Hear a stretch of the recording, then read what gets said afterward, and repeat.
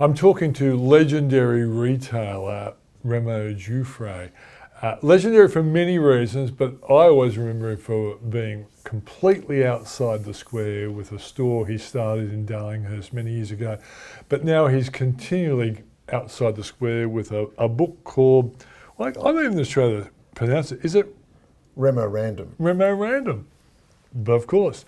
Tells it like it is. Yeah, Remo Giuffre. So, and the book is everything interesting.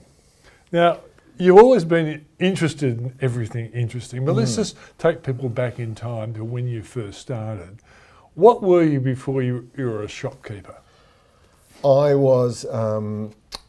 I did a commerce degree, a law degree, and then an MBA at Columbia University. I always thought you were a real bizoid type at one stage of your life. Yeah. I was a lawyer for a split second Yeah. in the early 80s, worked for Baker & McKenzie.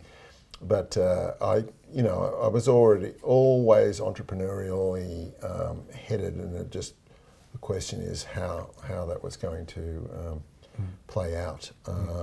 When I got back from New York with a freshly minted MBA, I did make a sort of half-hearted attempt at the corporate track. I had worked for. What year was this, by the way? 1986 and 7. It's before the crash. Yeah. And I do remember my mother's reaction when I announced to her in 1988 that I was opening the Remo General Store in Darlinghurst. She said, "Darling, you've got 3 degrees and you're opening a shop. Please help me understand." Yes, right. Yeah, and they would have sacrificed a little bit for you to get where you were. Yeah, absolutely. Yeah. So why did you do that? Why did you? Well, it was. Did you hate lawyers or something? It was a personal decision at the time. I just found that the corporate life didn't suit me, and I was way too interested in self-expression and individualism to ever toe the line. Yeah, no, I'm not a good soldier. So I thought, okay, well, I've got all of this education, but I just want to live a life of passion. I don't care if it's a small life of passion, and so I took over the lease on this very large space on the corner of Crown and Oxford Street in Darlinghurst, and I really, through the not having retail experience, just made this a platform that was going to manifest all of the things that I had become interested in over the years of living in New York and here in Sydney. So I represented Keel's Pharmacy and a bunch of designers in New York, and Keith Haring, the artist. I was his representative in Australia there for a while, and a brand of leather from Italy. Some great stuff, really. And really, it was a storytelling space, and the merchandise was the tip of the iceberg, and the store did, I think, a good job, and probably not as good as the catalogue that spun off it, but a good job in telling the stories that made people want to buy the tips of those icebergs as souvenirs of those stories. So it was pretty much from the get-go, a phenomenon, and really took off in a way that I didn't imagine it was going to take off. Of course, I was all yin and no yang, and more marketer and visionary than I was a back-end operator and business person. So it was a pretty wild ride. Yeah, But, right. Yeah. But I can remember I both hated and loved Remo, because I loved going in there. My wife in particular loved going in there. I hated the fact that we always bought stuff and it wasn't cheap. It was because it was always really great quality stuff, and it seemed to me, was it something that you thought was too hard to reproduce? Like, why wasn't there a Remo in every capital city of Australia in the kind of areas where you were and where you would have done well? Not soon after we launched, we started realizing that competing on price was going to be difficult unless we developed our own unique merchandise.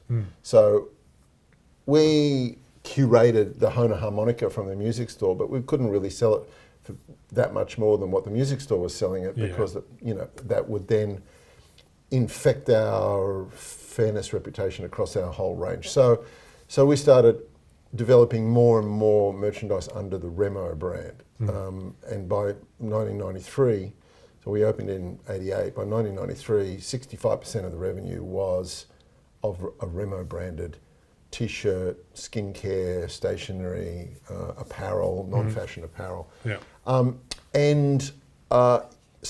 We were a big development engine with not enough cars behind it. And I guess that's when I could have probably used a partner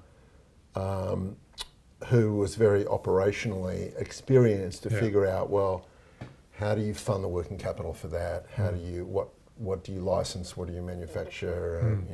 You needed someone who didn't enjoy life as much as you and actually did that kind of work. And like a lot of people, like you get private equity behind you and stuff like that. And clearly there's something didn't happen. Now, but you haven't disappeared. You still do stuff, and we know your T-shirts still are in a massive demand. And you've got, tell us what you do now before this came along. Before that, well, I took a big segue with TED, the TED conference. Yeah, of course, you've got TED talks. Yeah, so one of my mail order customers was the founder of the TED conferences, and he invited me to TED in 1993 on condition that I brought 800 of my mail order catalogues along with me to give to all of the attendees. But in those days, as it is today, that was Bill Gates and everyone else in between. So it was a bit of a win-win. I kind of became part of the TED family. They invited me along most years, and initially to help with the T-shirts for the VIPs and the speakers, but ultimately for all of the attendees. So I was kind of like the TED T-shirt guy for many years. And then in 2009, when I was back here in Australia in Bondi running Remo, but as a sort of fairly small mostly online business out of a shopfront in Bondi Road, they asked me if I would be their safe pair of hands in Australia to take on the TEDx Sydney franchise. Right. And I remember going home to my wife Melanie and said, "Hey honey, guess what? TED want me to do this thing. It's going to involve hundreds, maybe thousands of hours, and by definition it can't really pay us any money. What do you say?"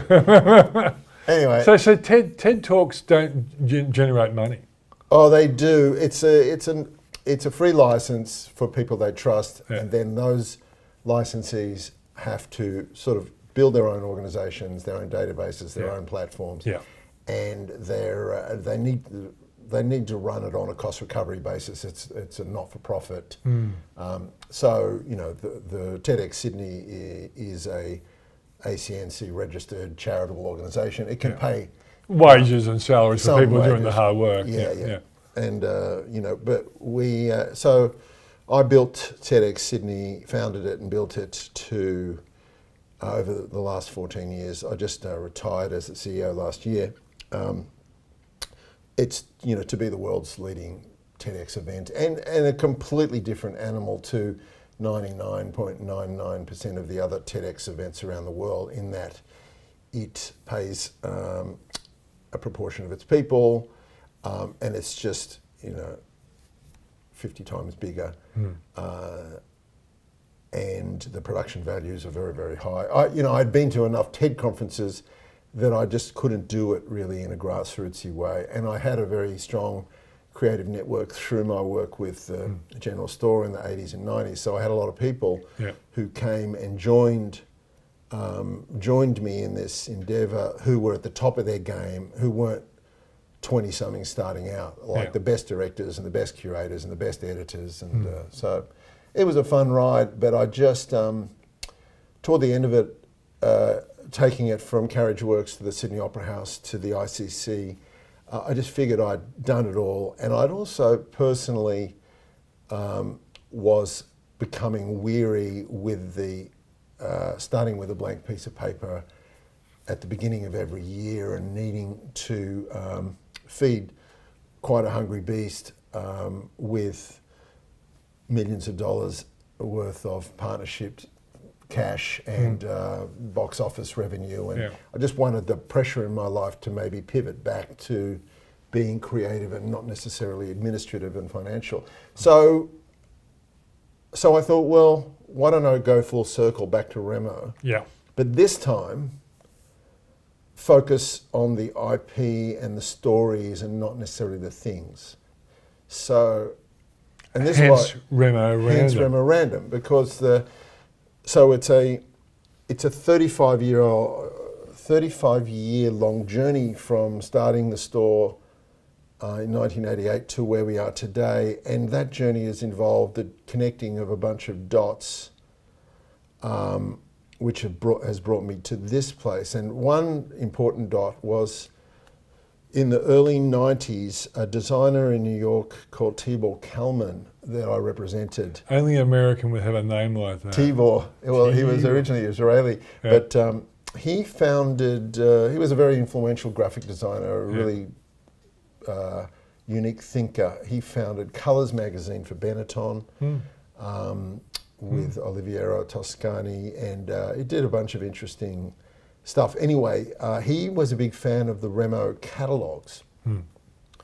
But on more than one occasion he said to me, Remo, when are you going to realise that your sizzle is your steak? Yeah. And by that he was saying, look, the narrative that how you're presenting the merchandise is actually stronger than the merchandise you're selling.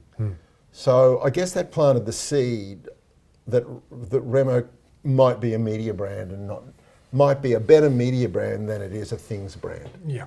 But, I didn't do anything about it for many years because kind of life takes over and you need to pay the mortgage and do different things. And now I've come back to it. And so what I've done is taken the head brand, which is Remo, and I said, okay, we're going to tell stories and we're going to accumulate stories, and then we're going to aggregate them periodically into printed books. Yeah.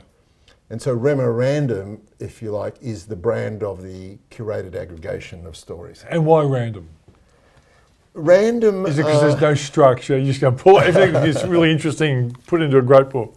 Well, Random is... the reason why TED was such a success from the early days was that it was the first real convergence conference. So you had people from the biz tech industry sitting there, getting their next big idea, not from a tech person, but from a mushroom scientist. Yeah. So, and the thing about TED was you sat there and the mushroom scientist speaker was followed by, a Buddhist monk, was followed by a nuclear physicist. So it was random. Okay. Yep. Cross-disciplinary. Yeah. Look at the success UTS's Bachelor of Creative Innovation and Intelligence course that is like oversubscribed tenfold, and which they're now exporting to other markets around the world. Yeah. It's because I think people at an intuitive level realise that you'll get a better result to solving problems from a poet, a scientist, and an engineer and a mathematician than you will from like 4 mathematicians in the room. And it's about entertainment too. Like I think at my core, I'm an entertainer, and so I know that you'll be entertained by the serendipitous randomness of delivering you information, stimulation, inspiration. It's breeding interest, isn't it? And once you've got the interest, you get the multiplier effect. Sorry, I'm an economist. But that's what you're really talking about. But look, give us, for people who don't understand what this book is made up of, some people will love it. Lots of pictures, really good. Lots of sort of brands and ideas and some unusual things like that. So what are people going to get out of this, do you think? Apart from being entertained, what else do you reckon? They'll get they'll be taken to places that that they would not normally go, and learn about things that they would not normally seek out. So it will spark thinking in their heads. That there was. Is this because you are continually looking at the world of design, entertainment, business, and all that sort of stuff, and when you get staggered, because I always think you're being very outside the square, so you look for things that are outside the square. Is that a fair call? Yeah, I think that's a fair call. Because I have a low boredom threshold, I think. Gee, we've lasted more than 10 minutes. You're not pissed off with me already. But, and this was not part of the master plan in the design of the book. I mean, I created, I don't know if you can see it on the camera, but basically the chapters are all templatized. So each spread has words on the left and images on the right. It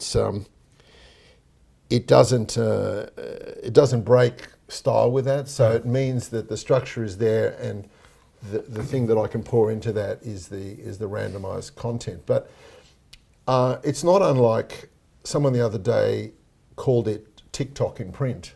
I didn't necessarily want to tap into that trend, but if you think of what people are doing when they're scrolling through TikTok, they're basically looking for a hit of information. And they're looking to move on to the next one, which is what this book does, because each chapter only takes 2 minutes to read. So how bad can it be that it's not worth 2 minutes of your time before you turn the page and it's something else? So I find that when people give me feedback on the book, they always give me a couple of examples of what they really enjoyed, and they're all different. So I really loved learning, being reminded of Dick Fosbury and how he, the Fosbury flop and how he went over the thing, backwards. Or I didn't know that about lava lamps, that not only are these like decorative hippy-dippy things, but, and I learnt this in researching it, but because that wax floats around in a very random way, Cloudflare, the company that has a big part in securing the world's websites through those SSL certificates that go out, they rely on big strings of randomized numbers, and where they come from is the lobby of Cloudflare. Cloudflare has a camera aimed at a wall of 100 lava lamps and takes 10 photos a second of the lamps and digitizes where the blobs of wax are and turns them into strings of numbers. So that's what is securing the websites of the world. So it's uncommon knowledge. It's brain candy. And I couldn't find anywhere else that presented a curation. I mean, everyone can go to Wikipedia. But where do you start? Yes, right. But also you're driven by your interest. What someone's going to get is what interests you, and your supposition is that because you're looking for the really odd, valuable, insightful, and entertaining, that people are going to look to see, this guy's so weird or interesting or wonderful that I prefer quirky to weird. Quirky. But I mean, I've been curating my whole life. So Remo's store was curating things. I founded this thing called the General Thinking Network that was curating people. TEDx Sydney was curating ideas and speakers. So this is just curating stories. So really, the golden thread is curation, and the silver thread then is community. And so how does that play out here? And the way that plays out is that I expect that this is a biannual book series. I expect that by about issue 3 or 4, 2 a year. So by about there's number 1. Exactly, number 1, and I'm 42% the way through writing number 2, which is due at the printer the first week of February next year. Okay, but we've done enough entertaining. We've got to do a bit of business here. So how do people get this book? Online, Remo, if they just Google Memorandum, it'll take them to the website where they can subscribe Yep. to their 2 books a year.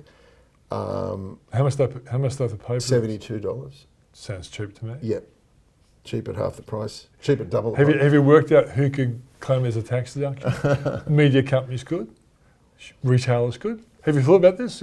Because there is actually some value for businesses that buy it. So I am taking orders from agencies and organisations who. yeah, they'll claim as a tax deduction without a doubt. Yeah, right. Yeah. I mean, looking at to give these to their team as a way to delight them with a gift, but also to quote unquote take them out of their algorithm with something in print. Yeah.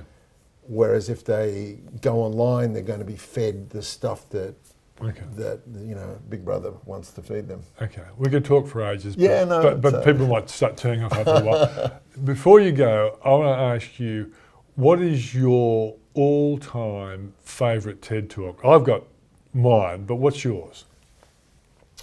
It's going to be the same one that a lot of people probably going to. It's the most watched one of all time. And that was Sir Ken Robinson. Exactly. Yeah. What if people haven't seen that? That is. I spent some time with him before he died at one of the you? TED conferences. Yeah. He was a lovely, lovely guy, but it really did resonate with a lot of people. But apart from the insights, yeah, it was funny as well, wasn't it? It Yeah. was one of the funniest intellectual speakers I've ever come across. It was fantastic. I'm glad we have that in common. Yeah, That's in great. fact, I'm going to be doing a speech on the Gold Coast to a bunch of mortgage brokers pretty soon. And I'm going to steal a few of those jokes. But I'll give him credit. But that was so good. That's good. Great. So that's Remo Giuffre. The book is Remo Random. You can get it online. Get yours online. Thanks, Peter. My pleasure. Okay, cheers.